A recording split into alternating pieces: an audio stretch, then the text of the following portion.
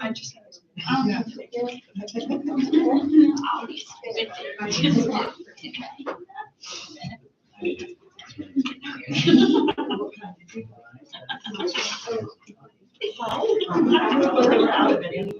No, they put it out.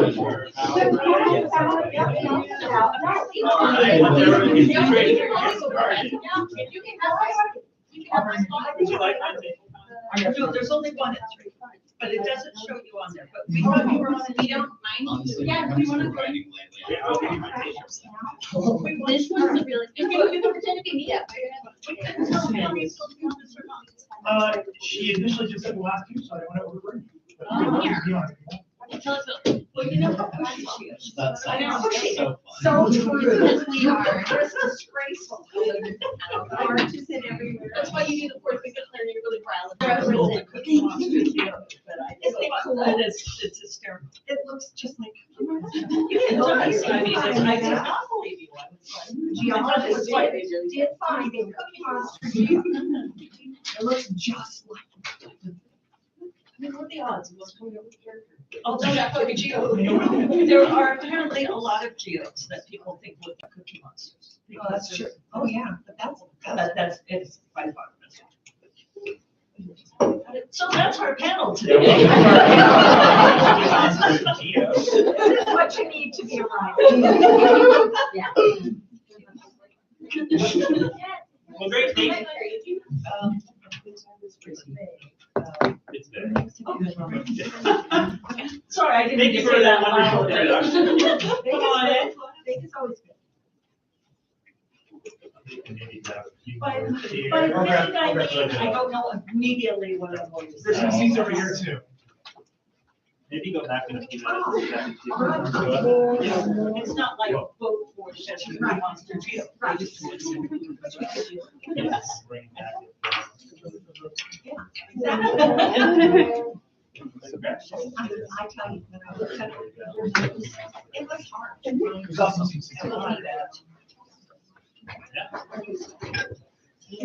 Katanji, Justice Katanji.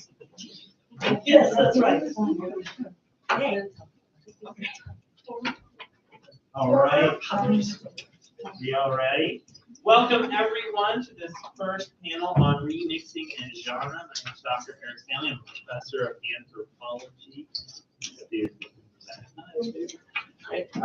So welcome to this panel. We have a number of guests with us today. We have Walter John Williams, our guest of honor this year. We also have Emily Mott. We have Reese Hogan. We got Jeffrey Kennedy and Connie Willis, our late addition to the panel. So we're going to start off by having you just kind of go down the line and introduce yourself. Then we'll have a chance for you to talk about remixing and genre kind of broadly. And then we're going to open it up to questions from the audience. So feel free to introduce yourselves. And as we get going, this is kind of an informal thing. So if you all want to like crosstalk or engage each other without having been prompted by one of the audience members, feel free. Whichever end you'd like to start. Okay, well, I'm Walter John Williams, and I have a kind of personal connection to the beginning of science fiction because a lot of critics see Frankenstein as the first real science fiction novel by Mary Shelley. And as it happens, I wrote a alternative history story about Mary Shelley. And because she was an alternative Mary Shelley, who meant an alternative Byron, and an alternative Percy Bysshe Shelley, and a whole lot of alternative people, in fact, we came up with an alternate paradigm for science fiction by the end of that story. And the story was called Wall, Stone, Crab, which is available in my best of.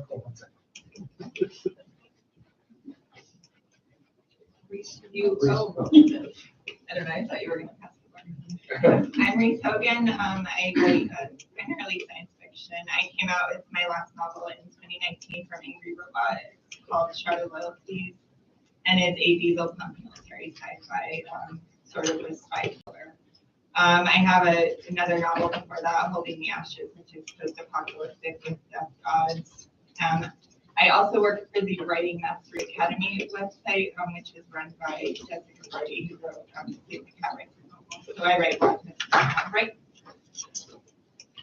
I'm Emily Ma. I always wanted to be a science fiction and fantasy author. I kind of lost on my way by self-publishing a few romance novels that took off, and that took over my life for a good decade. So I've always written genre, just not.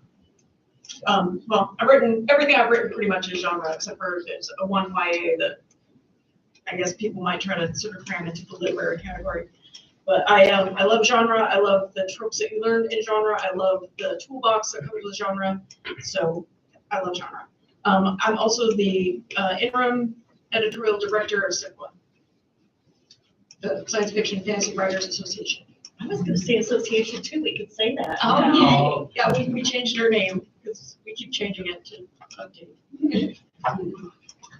I'm Jackie Kennedy, current president of the Science Fiction and Fantasy Writers Association. We used to be of America, and we have just. We used to be the Science Fiction Writers of America, which represented science fiction.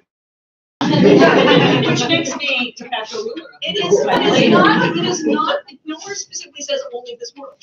Good point. That is true. So when I am not herding Subway kittens, I write books. I write fantasy romance, pretty much epic fantasy with centered female characters and kissing. And I think I'm at like 56 books now, 56 published titles, multiple different series. And I'm a hybrid author. I write for both traditional publishing and most recently St. Martin's. And I also have a robust self-publishing career, which pays my mortgage. And she has the first job in the world, having to be science fiction and fantasy writers association is it's a horrible job. Well, you've been there. No, you never no, know. I was always smart enough not to. I need to learn from you. Jack was president, and it is the most thankless and awful job. You know, but that's not true. People show their appreciation That is all the true. time. That is because true. People really are wonderful. That is true. It's just that you have to deal with science fiction writers and fantasy writers who are all hopelessly neurotic And the trolls. and the trolls, but they're everywhere. So, yeah, I'm Connie Willis. I've been writing science fiction for a long time. I would say I identify myself as a science fiction writer, but occasionally move over into things like telepathy and near-death experiences, which are more in the fantasy vein, but always in genre somewhere. And the edges are very blurry in our genre on all sides. So it's it pointed yeah, exactly. That was well done. Yeah, good segue. Our first question. So this is open to everyone. I'm kind of curious about where you see yourself situated, kind of in the discipline or in the field. What genres we've already talked about a little bit, but kind of how strictly you find yourself adhering to kind of those borders, or do you find yourself kind of crossing them or remixing them as the film talks about? So we can kind of talk about that a little bit.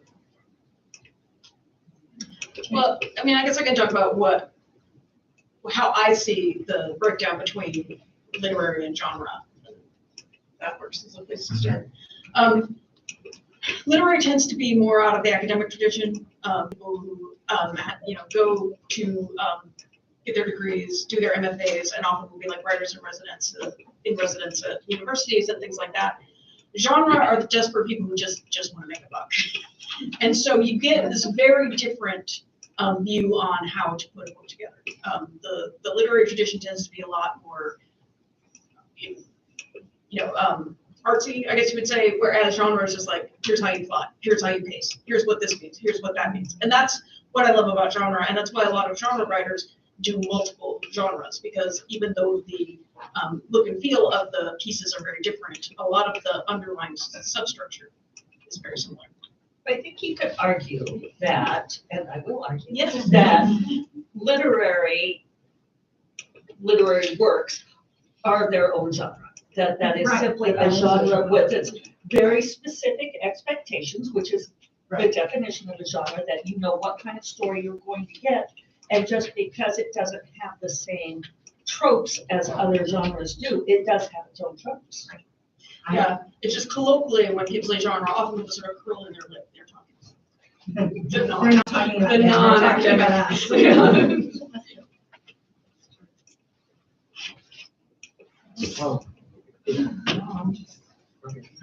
Well, one of the things with the literary genre, as we understand it now, was created by the CIA. And I'm not joking, this is real, you can look it up. That subsequent to the Second World War, we ended up in a Cold War with the Soviet Union. And the Soviet Union sent out their ballet troupes and their orchestras and their operas. And were blasting the West with culture.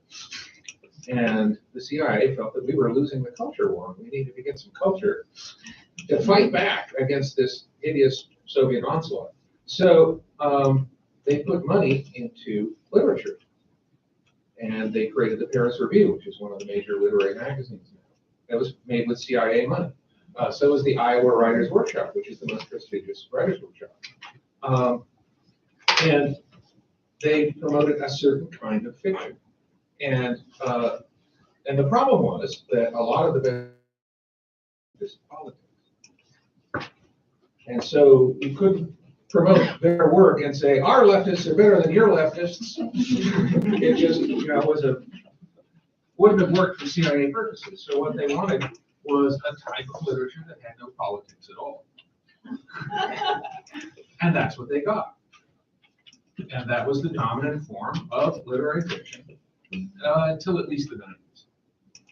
And there were some exceptions. That if you happen to be from South America or Latin America, you could write magical realism.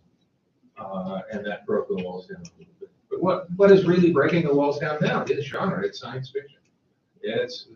We are storming the bastions of academia, and which is no longer protected by CIA money. Can I have some of it? I'm the person in SIPWA who is always adding the and fantasy, because there is a tendency to say science fiction as that is the encompassing umbrella, and I feel like science fiction and fantasy tend to be different ranges. Well, I think, and from the very beginning, you had the magazine of fantasy and science fiction for a reason. And that reason was that where do you put Shirley Jackson? Where do you put the lottery? What is that? Is that a science fiction story? There is no outer space. There is no future. There are no robots. It's a simple story about a nice little town in America. And where do you put that? And where do you put Philip K. Dick, who is, yes, he has robots, he has androids, and he has spaceships, and he has things, but he's really playing these mind-bending games with you to make you challenge the idea of what is reality, and can we possibly know what reality is, and am I really reading this story? Which really I don't think of as traditional science fiction. The borders have always been extremely blurry, and there's always the awful panic where it's, is it fantasy or is it science fiction? It's like, And McCaffrey. No one cares. No planet, Right. dragons. Right. No one cares. The people writing it do not care. And the people reading it mostly don't care. I guess there are a few people out there who are like, I only read science fiction. I would never ever read fantasy or vice versa. But most of the people, they just want interesting stories. And so the blurry edges, which used to include literary fiction, like E.M. Forster, half of E.M. Forster's short stories. He wrote, Howard's End and Room with a View, but he also wrote a number of short stories that are clearly, they appear in fantasy collections, they appear in science fiction collections. He wrote the most famous stuck in a room with a computer story ever called The Machine Stops in 1889. So, he just, the edges were always very blurry. Dickens did fantasy type stuff. He had somebody spontaneously combust in one of his stories. In Britain, that is not fantasy. Very much believe. Never mind. Never mind the spontaneous combustion. I feel like the literary aspects is like questioning things about life and about the world around us. And that's a lot of what you see in some of those things you were mentioning. So that's where you see some of the literary questions inside how to start putting it together. And it comes a lot into how that book was pitched and marketed. And that's how blurry the lines can be. Who's gonna buy it and how are they gonna sell it? That's really what drives it, is because people want to know where to put it on the shelf. Yeah, but you know, Charlotte, for example, is a very techy society, the technology is being able to kind of teleport, except, right? It goes through an alternate route. Exactly, you go somewhere Yeah. else as you're teleporting, And and that's like And a there's some- sci-fi with gods. some in it. fantasy-ish, kind of stuff in there. I've So, yeah. always mixed genres because it's, you know, that's why we're fantasy sci-fi writers, because we can do whatever we want. Because how would you classify it? I call it diesel punk sci-fi. Yeah, but like the last book I wrote, the one I just sent out to ladies yesterday, is like late 1800s gothic necromancer, like with ghosts and horror, and I don't know what genre that is. People are like, is that sci-fi? Is that fantasy? I'm like, it's gothic. I don't know what you call it. I don't care. I think it's fun. Yeah, one of the things that I realize is that whatever your first success is, you're that thing forever. Okay. That's why they're never the same story twice. Stuff. Yeah, exactly. And a good example of that is David Mitchell, the author of Cloud Atlas. And his first big success was a literary novel. And his latest one is about two groups of warring magicians who've been around for thousands of years. And they have a huge battle climax in a maze constructed in an old castle in England, and they're hurling magical bolts at each other. And it's still literary fiction because his first success was literary fiction. And they can't conceive of him in any other way. Likewise, my first success was Hardwired, which was a science fiction novel. So now I'm defined as a science fiction novelist, and whatever I write will be viewed as science fiction, no matter what it is. Well, there's always the stories of something that got to basically the wrong editorial desk, and they thought it was new and fresh and amazing. Yeah. And it was actually just a different genre. I mean, I would put Outlander in that category, for example. Yeah. And no shade to Diana Appledon at all, but it landed on a literary. Yeah. And they almost didn't get published. It was, the story of the editor said, "I will quit if you don't publish." This is, and it's sort of a glib version of the story, not what specifically happened. Is they said, "Oh, this is a great romance novel." And she's like, "Well, I'm a fantasy writer."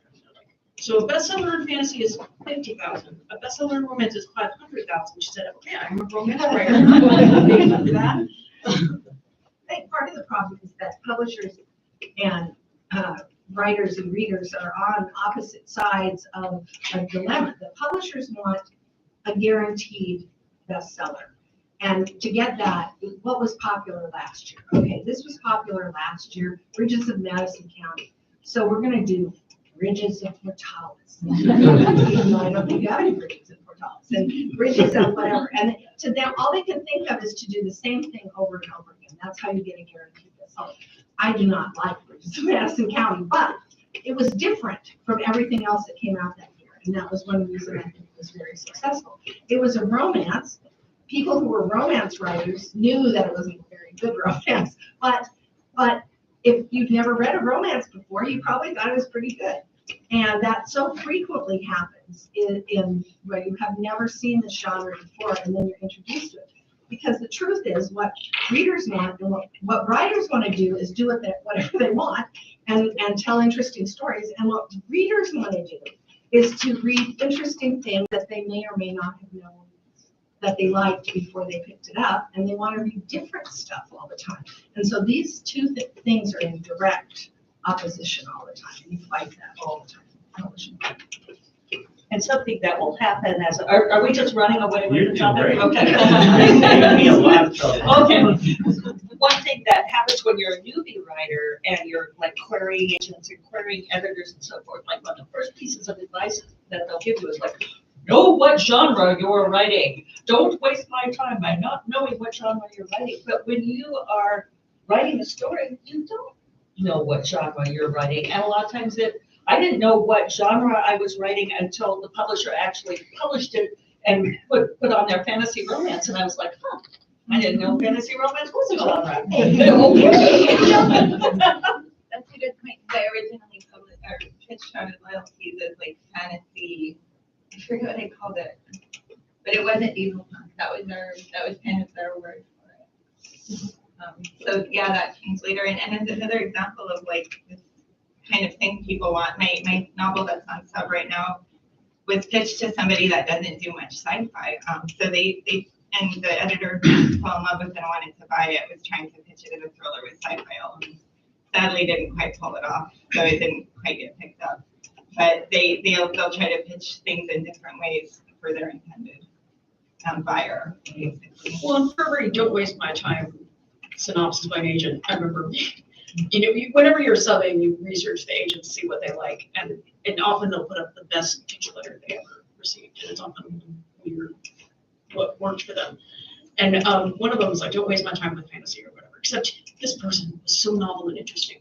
They're making, it's not the fantasy world. And at the main character, their superpowers. It's like, who's ever heard of this? It's like every fantasy reader ever. It's a mainstay of fantasy, but the person with no magic. Yeah. So. Right.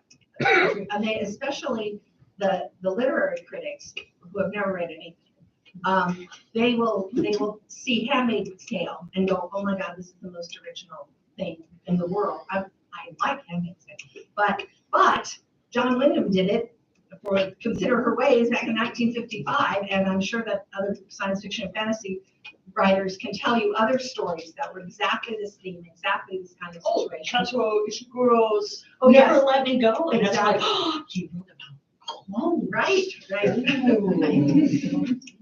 How original. Yeah, so you have to understand that the publisher may not be familiar at all with what you're doing, even though everyone else in the world is totally familiar with what you're doing. And it Never let me go, I think, even though it was about clowns, it was a totally unsuccessful genre novel.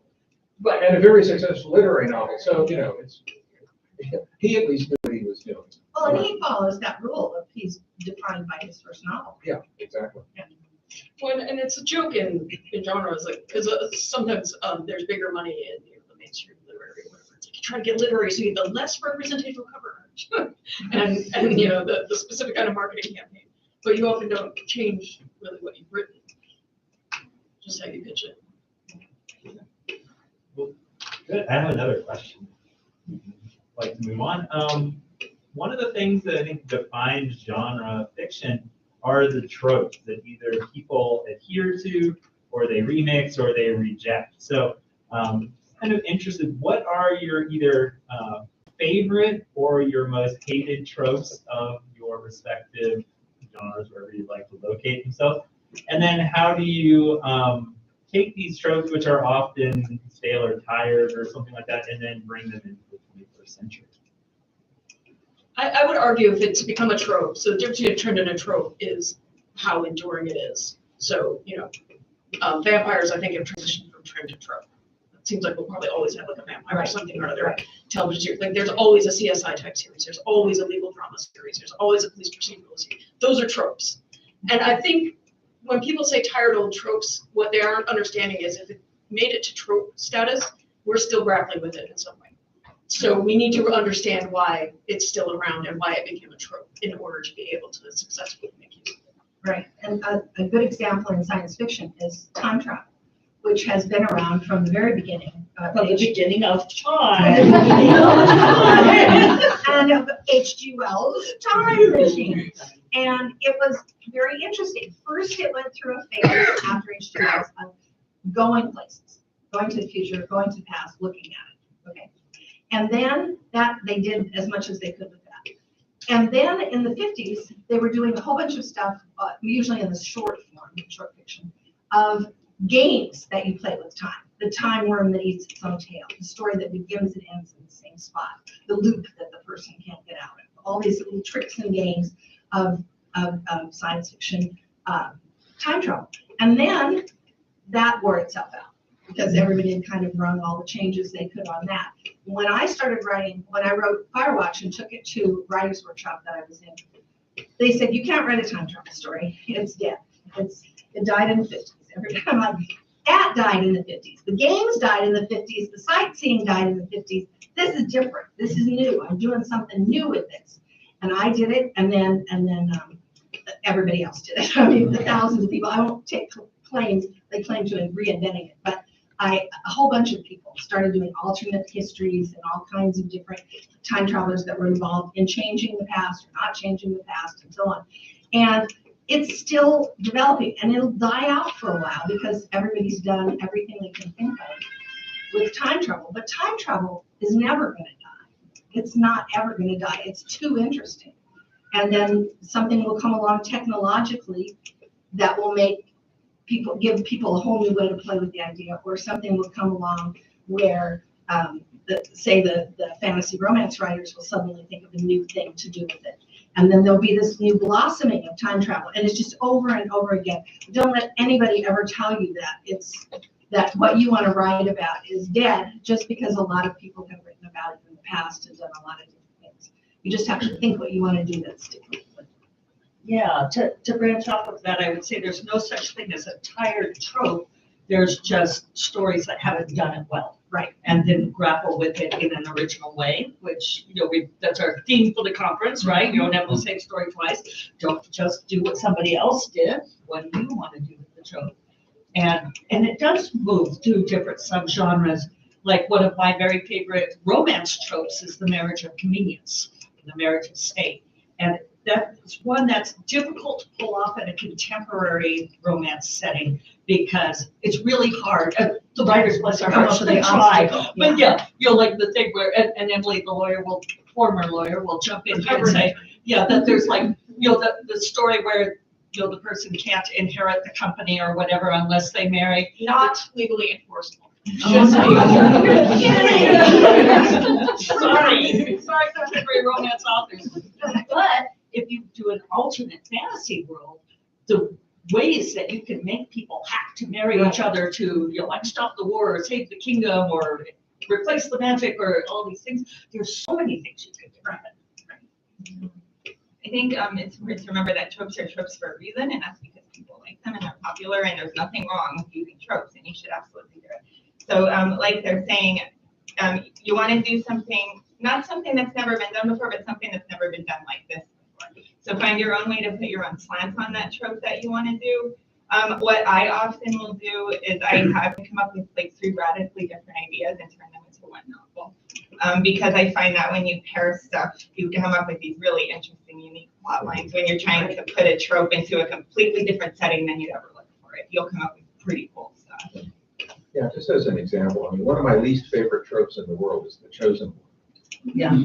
Oh God, it's the lost prince raised as a swineherd destined to, win the magic sword and the princess. Luke Skywalker. And then Harry Potter. Right. Right, and Harry Potter is the chosen one, but he's screwed.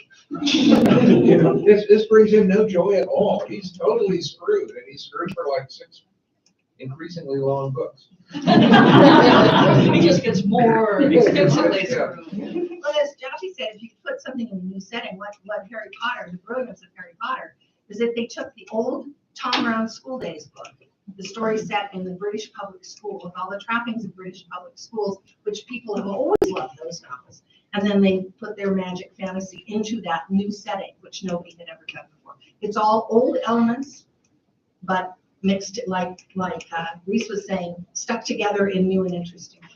Well, there's a snobbery that I think we always need to avoid as writers. It's like that's a trope, and that was derivative, meaning it's too much like my least favorite. I'm going to send up that trope. I mean, whereas Good luck with it. these books sell a lot of copies, and maybe you can argue that the grammar is not perfect, or that the writer style is not to your liking, or whatever. But it is nevertheless part of a grand conversation society is having about these larger issues. And to say that that's tired or sad or formulaic or garbage is fairly common. Is to say that what captivates people and what gets them thinking is garbage, and that people are garbage, and that's what we always have to avoid. When if something is popular, we have to have respect for the people making it popular. And look for why it lights people up. Yeah. I mean, I think you could take the most tired trope and put an interesting author on it, and they can make it good, even if they follow everything that's supposed to. It just depends on. you're reading and what your style is, what you like to read. Or going to a book club where they're reading a book you hate. That's incredibly popular. It's enlightening to hear what it is that that people like. There was a great essay written about Twilight at the beginning of the Twilight thing. Not the book, but The thing, band, yes. the thing, Twilight thing. And I have real problems with Twilight. But the gist of the essay was adolescent girls have a deep and abiding need for romance in their lives. Not for love, not for sex, not for just a relationship, for the concept of romance in their lives. And I was like, yeah, that's what that is. About being cherished in the very essence of yourself. Right. And I think that if you really hate something, I hate the Da Vinci Code. Give me a red. But you're asking the wrong question. The right question is, why do people love this? What is it that they find so fascinating? And look past the terrible writing. Information dumps and all those things, and to find out what it is, I have not figured out what it is they like. I think it's the making of something that people thought they knew, their religion. Right, So alien that's and true, shocking. that's true. And that's my problem with the Vinci Code. It's like, how do you guys know this? That's true. It's that, and it's also that there is, look, it's a new way to look at art. Yeah. Also, you know, you didn't see what was really there. I think people love stuff like that, you know, discovering something. Right. Well, and the artists were great mathematicians, or whatever. What do you all see as the kind of frontiers of genre fiction in the 21st century? And in particular, what genres do you think are ripe for remixing? I would argue that the frontiers are new media. So, That's not the topic, it's the.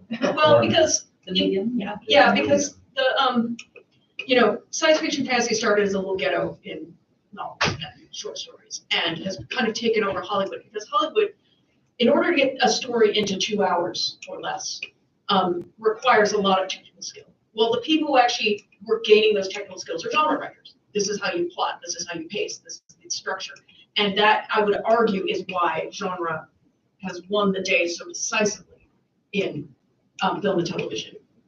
It's pretty much all genre. It's not just fantasy and science fiction, but it's, mystery and suspense and, horror and all of these things. Now, if you look at like dramatic podcasts, how do you evoke the genre elements of in a podcast? That's my take on it. What do you guys think? Sounds good to me. Yeah, I mean, there are new ways to tell your story, and I'm sort of being paid to use the old ways. So that's so I'm not familiar with as many of these things. I mean, I've seen the podcast explosion.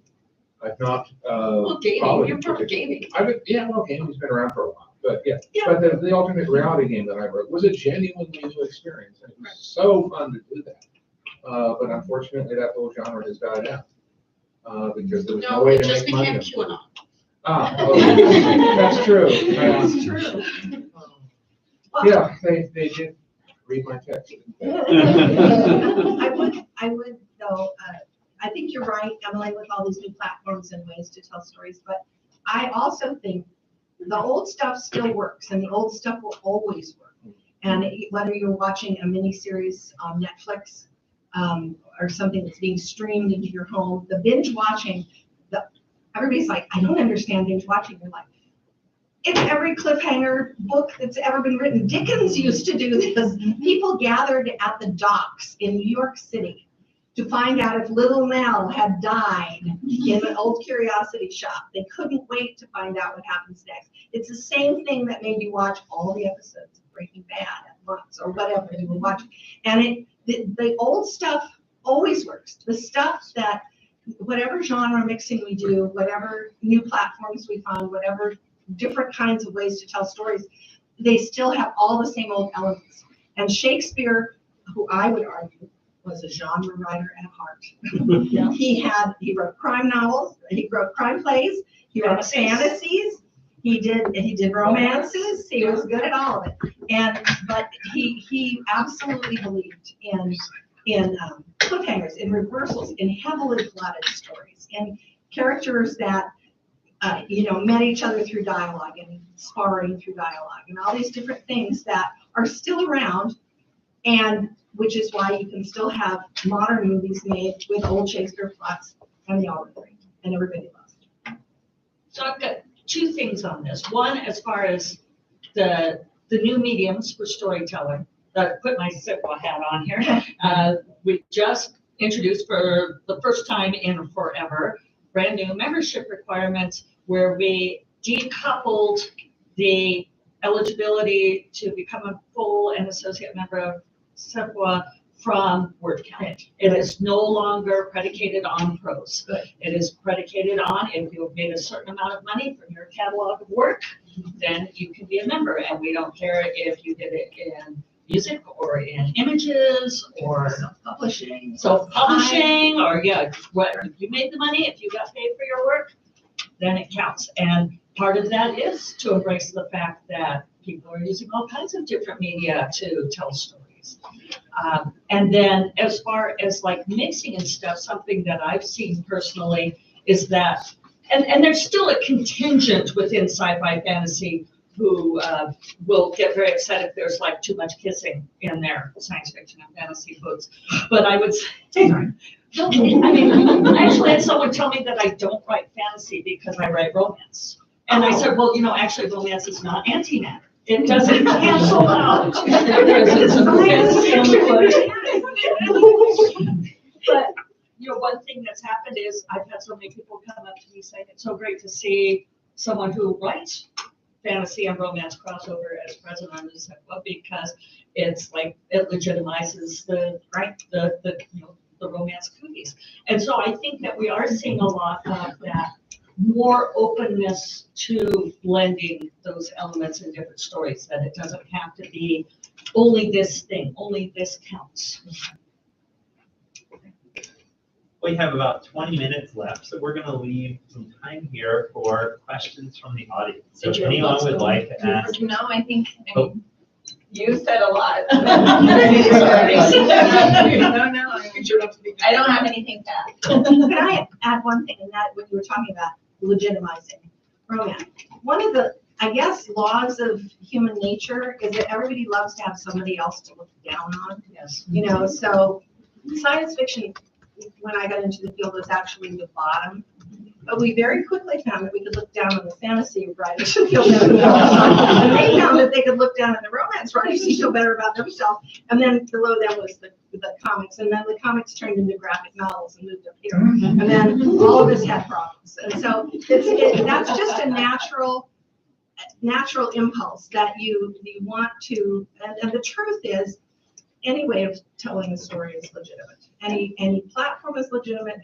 Any version is legitimate. Any form, any subject matter is legitimate. It's all storytelling, and it's all good. We can all get along, except for QAnon, possibly.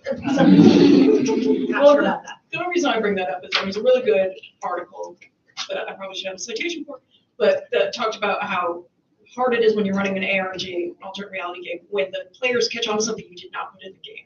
And they will become so wedded to it because they discovered it and it was really hard to find, and you have to quickly try to think of a way to people, so we do have this natural impulse. And so that's okay. You want to do questions? Yeah, no, we can do questions. So I've heard debates that science fiction, anything can go into science fiction really, it feels like that. But earlier in the panel, you kept saying the genre is science fiction and God. So do you all believe that there is no place for God in science fiction, or is it just typically when it's done, it's such a heavily fantasy-based God that they can't include it? No, because I got started in Christian publishing and I'm a science fiction writer. If you read The Sparrow by Mary Doria Russell, speaking of remixing genres, that is a total sci-fi first context. And it's a bit Mormons. Jesuits. Jesuits going into space, making first contact. That was pitched as a sci-fi, except it was sold as a literary novel. There's definitely a place for God. And Neil Gaiman's American Gods, and what's the Good Omens, and which is fantasy, but and Ray Bradbury's Fire Balloons and James Bush's Case of Conscience, and all these, yeah, they've been dealing with religion forever. And then C.S. Lewis. C.S. Lewis, yeah. Yeah, oh, yeah. Kind of Christian. It's so. What are you talking about? C.S. Lewis. Oh, C.S. Lewis. Duh, yeah. Okay. Oh, wasn't L. Ron Hubbard a sci-fi writer? Yes. I don't know if We don't talk about it. We don't. Well, I mean, the powerhouse of genre fiction writing, right up there with the NMU, just to say, is BYU. It's just got so Yes. many Yes. genre writers It who does. graduated from it and who teach there, and It does. there is a slight religious bent to that university. I think so. Yeah, Grace, you talked about that you come up with 3 big ideas and then try to apply them. Can you talk more about that? Or is that maybe an example, or how you come up with those? Okay, so I'll use Shrouded Loyalty as an example. I knew I wanted to write a fantasy with a World War II type setting, because I hadn't seen that done in French. I knew I wanted to write a girl disguised as a guy, because I'm trans and I was exploring a lot of that at the time. And I knew I wanted to write a sibling relationship that really was really bad. So that so one of the siblings was seduced by the enemy while his sister was in the army. So those are kind of the 3 ideas I had, and I had to play around with them a lot before I found how they started to fit together. And one of those ideas came from a really old shelf novel, which I pulled pieces from. So that's kind of how it starts for me. I can't even write a book if I only have one idea. I have to come up with others, because otherwise it just comes out pretty plain. Even short stories, I need one to be an idea. So everything I've written, I can name like the 3 core ideas for where I started, including short stories. Does that answer enough of that? Yeah. Okay. I think it comes up with really fun Yeah, stuff. I think one of the most misleading questions people ask is, where did you get the idea for this book? Because it's not an idea, it's not a single idea, it's a bunch of ideas, and there are lots. It's not just story ideas or plot ideas or character ideas. It's also like setting ideas and dialogue ideas and just all kinds of junk that you just pluck from the air and decide to put in your book too. I know my books, I got the idea because it was the answer to a Jeopardy question. It said doppelganger. It's not enough books about doppelganger. Well, the 2 most common questions are, where do you get your ideas? And I have an idea, will you co-write it with me? No. Ideas are, everybody's got ideas, we're swimming in a world. That's not the hard part. Yeah. Do you guys ever find yourselves like trying to move into a different genre, but then reincorporating everything that you've already written before? And if so, like, how do you guys try to stray away from that? If we do. If you do, yeah, if so, if you do. So can you explain a little bit more about Well, what you're struggling with? Yeah, so like Mr. Williams, you said you used to do like historical writing, yeah. right? So in what you do now in science fiction, do you ever find yourself kind of reiterating those tropes or Oh, sure. reiterating that process? Yeah, a fair amount of my science fiction is set in the historical past. Wrote the Mary Shelley story, I wrote a Poe story. Well, the way you do space opera is very like. Right. Yeah. Privateer's Tale. Yeah. Yeah. Do you guys like find it as like an issue, or do you guys find it as like rather a strength within what you do? Yeah, I think you're gonna find that part of what you're talking about here is voice and theme. And I heard Walter touch on this, and Dorinda said something about it in the informal conversation, that we all tend to have our themes that in some ways we are telling the same story over and over again, because we are playing with this question or set of questions that haunts us. And you can see it turn up in different ways in different stories, and you're kind of coming at it from different angles. And so, yeah, maybe you switch up the genre or you switch up the tropes, but you're still trying to, like Walter mentioned, power, which a lot of my stories have to do with power too, and it's like digging at how do you play with power or how do you play with depth. I find Yeah, it. I think if you find yourself confident at this one thing, that just reinforces, you know, that you're, it gives a depth to the new work that you wouldn't otherwise have seen. I mean, Schindler's List, that whole sequence where the train gets diverted Oh, and they get herded off and their clothes taken away and their hair shorn and herded into the I showers. think you're upsetting Connie. that's the best part of that. Yeah, and the thing is, it's just visceral and gripping and horrifying, and it is Steven Spielberg using his ability to create suspense like no other. He's using exactly the same tools he's used when it's, you know, supernatural or alien or, you know, whatever. And he was able to make that scene what it was because of the skill set he has. So don't sweat it. Maybe is the short answer there, that you're gonna, and I mean, I'll like get, I don't know if you guys do this, but I'll get like halfway through a book and I think I'm doing something really do it different, and then it's like, and I'm like, oh, Jiffy, you're gonna have this same thing. I recognize this. I had no idea I was doing this. One theme I find myself revisiting is that my and like Jesse said, I oftentimes don't see it until after I've written my first draft or something, but it's come out like in a necromancer way, in a robot way, like in a falling asleep way. So you just find different ways to approach it, and it is a completely different story, but it's still bringing out those things that are really important to you that you want to explore. Right. Steve Like Ross- Kathy mentioned, I write about power, which I do. I also write about class and money. Okay, because they're interrelated, but the main thing about power, class, and money is that they reflect on character. All right, power, class, and money tells you who you are, where you are in any of those hierarchies, and that will help illuminate what your problems are. You know, there are certain problems that people with wealth and power don't have that the rest of us do. I was just reading the other day about a guy. He was a member of the Vanderbilt family. This is the 1920s. It's a very rich and prominent family. And he had a fast car, and he loved his fast car. And he would just run people over and kill them. And the police always said it's the fault of the pedestrian. Because it can't be the fault of a Vanderbilt. Okay, if we ran over somebody, that would be a problem for us. In addition to the victim. You think it would mess up the car? Yeah. Took us out faster, got it. Yeah. You know, he deliberately ran over a 7-year-old boy and killed him. And no consequences at all.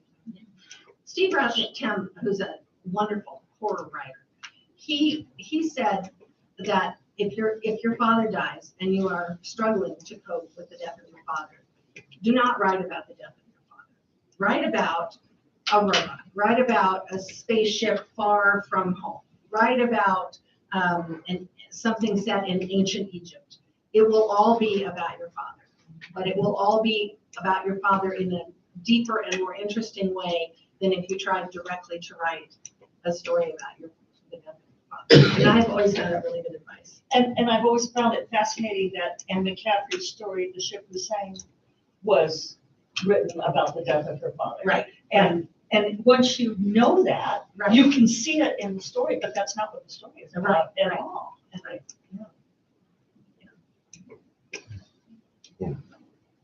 I was just, to go back to what Walters and a couple of you have talked about, there's a book called Caste, C-A-S-T-E. Yes.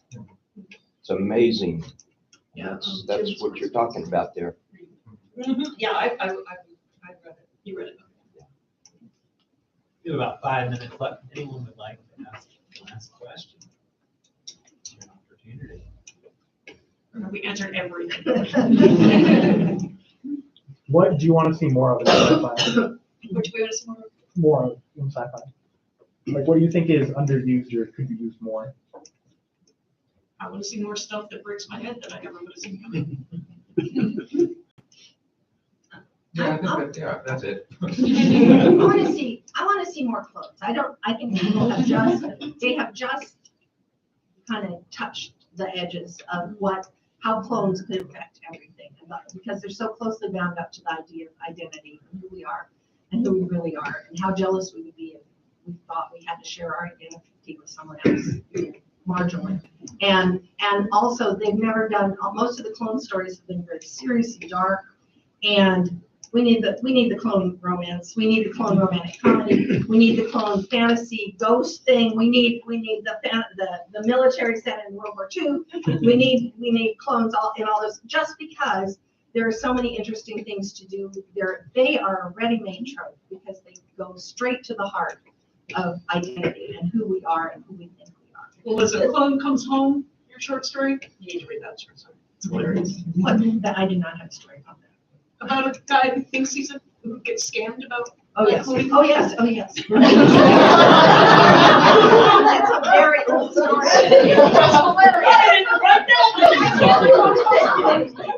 It's really old. I wrote it back in my- So funny. I love that.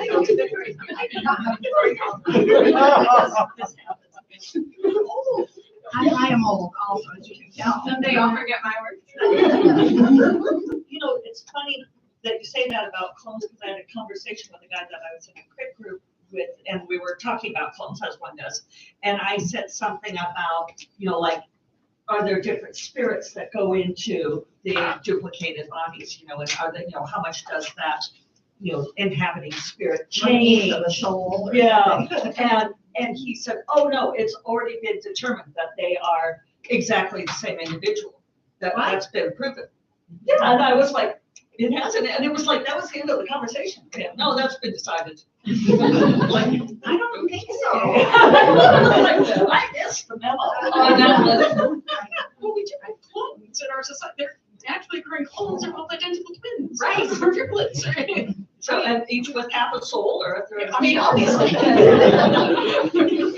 Clearly, we've not subjected them to rigorous enough testing. There is a story for you. Very good.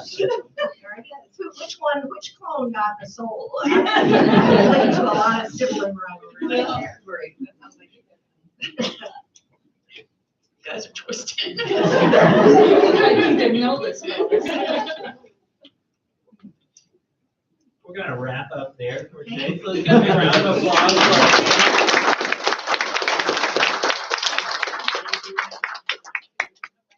So we have two panels here at 4 o'clock. In this room, we will have history and / of science fiction, thinking about how history is incorporated in science fiction, and also the history of the genre itself. And next door, we will have Crown to the Story / story drafting, and we will have Mike Rizza moderating that one. Please join one of those. There's some refreshments out there. If you don't know where they are, you're looking for bathrooms are right there. So, We can get a good sleep.